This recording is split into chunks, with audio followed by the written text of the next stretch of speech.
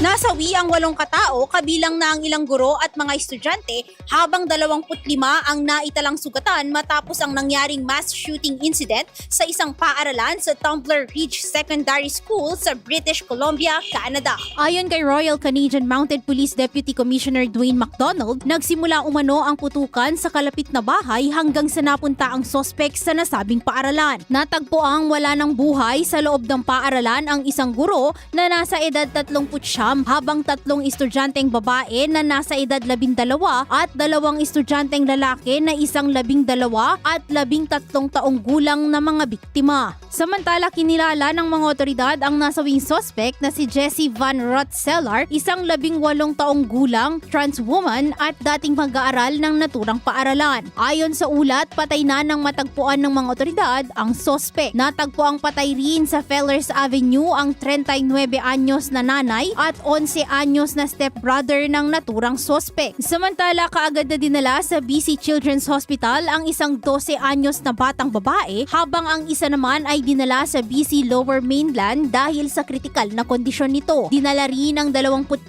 taong gulang na sugatan sa pinakamalapit na pagamutan. Sa ngayon ay hindi pa rin matukoy ng mga otoridad ang naturang motibo ng suspect hinggil sa insidente. Para sa IFM Foreign News, ako si Idol Zarina Franco. Idol! IFM News.